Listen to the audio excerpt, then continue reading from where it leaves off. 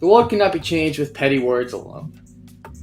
You know a show is good when it came out nearly 15 years ago and is still being talked about to this day. And Code Geass is one of those shows. Code Geass takes place in the year 2017 ATB. Flashback 7 years ago, the story starts in the Britannian Empire, with a little boy named Lelouch V. Britannia. One of the many children of the Britannian Emperor is Charles V. Britannia. We see little Lelouch furious at his father for not saving his mother from assassins. Charles then disowns his own son and sends him and his crippled little sister Nunnally to Japan, which will one day be known as Area 11. I lied a little. The story truly starts with the 17-year-old Lelouch V. Britannia, now known as Lelouch Lamperouge. On the way back to his school from his side activity of playing chess and gambling, he falls into the trunk of terrorists.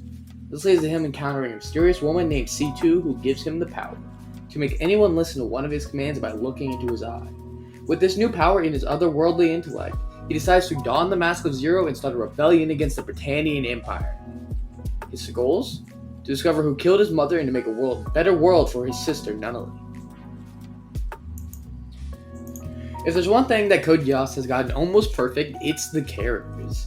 Lelouch himself is one of the best characters in any show, but he's not the only character I'd like to talk about today. Instead, I'd like to start with Lelouch's best friend and his fated rival, Suzaku Kurugi. Suzaku, where do I start with you? He's a character that's hated by many and loved by few. I am one of those few. I guess I should explain a little bit about Suzaku first. Kurugi is the son of a late former Prime Minister of Japan. He's also an 11, aka Japanese. They're called 11s by the Britannians because they live in Area 11, formerly known as Japan before Britannia conquered it. I also stated that Suzaku is the best friend of our main character Lelouch. They met when they were both 10, after Lelouch and Nunnally were sent to Japan. They didn't exactly click at the beginning, if anything the opposite, with Suzaku acting like a brat when he first met Lelouch, being overall just a jerk to the young Britannian. Now, he did eventually come around and become Lelouch's best friend, but it took some time. And at some point, the pair and Nunnally ended up getting separated, with Suzaku going one way and the royal pair going another. That's not the last we see of the good young Japanese man. Ironically enough, the day Lelouch meets the terrorist and mysterious woman C2 was also the day of the reunion with Suzaku. We come to learn that Suzaku has joined the Britannian Empire in hopes of being able to change it from the inside. After his reunion with Lelouch and him almost being killed by another Britannian soldier, he ends up getting upgraded to be a pilot for the new upgraded Nightmare Frames. Nightmare Frames are these mechs that are piloted in war. Anyway, that's enough of the backstory of Suzaku. Time for me to get to why I believe that he is a great character. Suzaku has a very high sense of justice. The only reason he ever even became a member of the Britannian Empire was so he could one day make it to the top of the top and free his Japanese people. But Suzaku, at the end of the day, is also a hypocrite. He says one thing and then does another. It's something that makes his character really interesting. And he's also suicidal. He blames himself for something tragic that happened in the past and still feels the guilt over it. He has a constant death wish, always putting himself in danger and masking it with him being brave and trying to save others. He believes that he needs to be punished for the thing he may or may not have done in his past, and that the best option would be dying an honorable death. Over the 50-episode epic that is Code Geass, his mental state deteriorates more and more. Suzaku is a man who is a good person, loves his friends and family, and extremely loyal, but has a lot of flaws. He's a flawed man who truly believes that he's doing the right thing. He really is a tragic character. I could see how some people could find him annoying, but personally I sympathize with him. Now let's switch from Kurugi to his best friend and our main character, Lelouch Lamperouge. Lelouch on the surface seems like another one of the basic anime geniuses who will never lose to anyone, and it does seem to be going that route for around 75% of the first episode. Until he does lose in his first small battle against the Britannian army. Ironically enough, over the length of the show, he loses a decent amount of people who are simply just better than him at warfare. He's a character that needs to improve and to get better to win, and his character development is one of the best I've ever seen in anything. He starts out as someone who has good intentions, but at some point he realizes that if he wants to change the world, he's going to have to get his hands dirty. I won't say too much to stay away from spoilers about his actions. Lelouch is really a character that you can root for but hate at the same time. You grow alongside of him. You can feel the pain that he goes through, and by the end of Code Geass, He is one of, if not the best main characters in anything ever. There's many other characters in the show that are worth talking about, and they're all great characters in their own right. But as to not make this video too long, I'll stick with only talking about these two. There's plenty of other great characters though. So now I'd like to talk about the themes of Code Geass. The first theme I'd like to point out is, what are the steps you should take in trying to change the world? There's two characters who I believe fit this theme the most, Lelouch and Suzaku.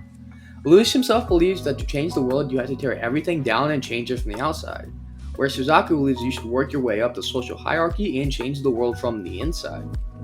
These two opposite ideologies end up leading into the boys going down completely different paths to achieve their goals, with Lelouch becoming Zero and starting a rebellion and Suzaku joining the Britannian Empire, believing that'll be the best way for him to change the diabolicalness. These two ideologies of what path you should take to change the world are the main ones that you see play over in the 50-episode epic, but there are more. Princess Euphemia of the Britannian Empire has the same idea of trying to change it from the inside as Suzaku does. But both Lelouch and Suzaku's ideologies, however, do have in fact one thing in common: the fact that you have to take action to change the world. Lelouch once said the world cannot be changed with petty words alone. Both Lelouch and Suzaku understand that they will need to get their hands dirty if they want to achieve their goals, and that leads to them both doing extremely questionable things. This leads me to one of the other Code Geass's biggest themes, morality. Lelouch and Suzaku both start off with really extremely noble goals, yet they get corrupted by the darkness that is the world and end up doing some extremely evil things. But it's only when they do their most evil things that the greatest and most noble goals get achieved. Does that make their highness acts good? Do the ends justify the means? That's really the question of morality that the Code Geass is trying to answer over its 50 episodes. Lelouch and Suzaku certainly believe that the ends justify the means, but is that truly the correct thing to believe? Especially when the means are some extremely evil and diabolical actions? How do you define what action is right and noble and what action is evil? Those are all questions that Code Geass is asking. Another one of the big themes of Code Geass is racism. The Britannian Empire are extremely racist. So as I mentioned earlier, Japan is now named Area 11, and the Japanese also end up being named 11s, stripped of basically all of their rights and their homes. Britannians are really racist towards them, just being really awful people in general. This is shown by when Suzaku, who I mentioned earlier is Japanese, starts going to the school that Lelouch goes to, which is an only Britannian school. Suzaku was the first ever 11 to attend. His first day there, most students are scared of him or wary at the least. Kind of similar to the way you would react to a lion or a tiger just strolling around your school, just waiting for it to pounce on you. This really shows just how racist the Britannians are. Another example of racism is in the first episode. There's a few actually just in the first episode. First we see the Britannian Empire slaughter plenty of 11s, or as they like to be called Japanese, and then the Britannians then covered over as a poisonous gas leak. Disgusting. Another example in the first episode is when an 11 is fighting a Britannian soldier and the soldier remarks about how they would never quote-unquote lose to an 11. This really shows just how much the Britannians think about the Japanese. They believe them to be lower than the Britannians, who beat them, these weak, fragile, disgusting creatures who shouldn't even be considered humans. If there's one person that we really had to look at and say really defines the racism of the Britannians, I believe it would be Lelouch's classmate Nina Einstein. Although, actually, I take back those words. Nina is not racist in the same way that other Britannians are. Rather than Nina believing that she herself is above the 11s, that they are nothing, she instead fears them. Nina has a lot of hate and resentment and fear of the 11s, and slowly all of these emotions build over time, which culminates in her doing something absolutely terrible. This racism from the Britannian also leads to some Japanese using drugs to send themselves back into time in their brains to when life was good, or to show them a good life and make them happy for once and forget everything that is going on. It's a really sad situation that leads to some heart-wrenching moments, which never fails to make me cry. Another one of the biggest themes of Code Geass is the idea of masks and lies. Everyone is putting on a mask, pretending to be someone that they aren't. Some people in Code Geass put on a mask to pretend they are good people when they just aren't. Lelouch himself wears a mask and parades around as Zero to make the world a better place.